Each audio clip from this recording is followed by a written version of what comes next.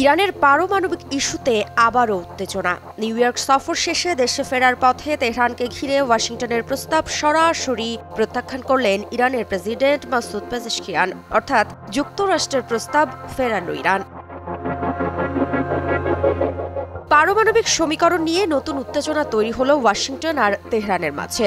যুক্তরাষ্ট্রের দাবি ইরানকে সব মজুদ সমৃদ্ধ ইউরেনিয়াম হস্তান্তর করতে হবে, কিন্তু নিউ ইয়র্ক সফর শেষ করে দেশে ফেরার পথে ইরানি প্রেসিডেন্ট মাসুদ পেজেশকিয়ান স্পষ্ট জানিয়ে দিয়েছেন, এমন প্রস্তাব কোনোভাবেই গ্রহণযোগ্য নয়।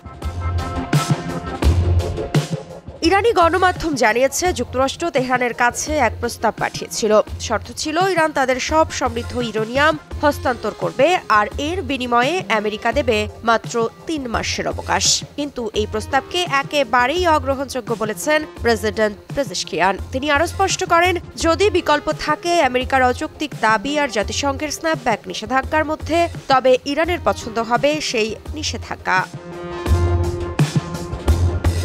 অর্থাৎ বোঝাই যাচ্ছে, ইরান পরিষ্কার জানিয়ে দিচ্ছে স্বাধীন পারমাণবিক কর্মসূচি চালিয়ে যাওয়ার প্রশ্নে তারা কোনো আপোষ করতে রাজি নয়। যুক্তরাষ্ট্র চেয়েছিল আলোচনার নামে তেহরানের পারমাণবিক শক্তিকে সম্পূর্ণভাবে থামিয়ে দিতে, কিন্তু ইরান বলছে চাপের কাছে নতি স্বীকার নয়, বরং নিষেধাজ্ঞার বোঝা মাথায় নিয়েই তারা এগোতে প্রস্তুত।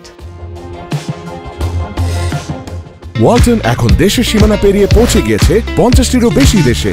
ওয়ালটন, ঘরে ঘরে বিশ্বজুড়ে। ফলে সামনে স্পষ্ট হয়ে উঠেছে নতুন দ্বন্দ্বের ছবি। যুক্তরাষ্ট্র চাপ বাড়াচ্ছে, ইরান পাল্টা অবস্থান নিচ্ছে।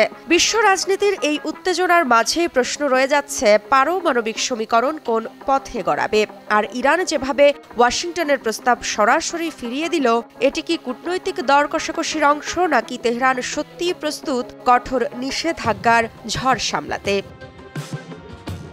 ঋত্বিকা সিনহা বিশ্বাস, নিউজ 24।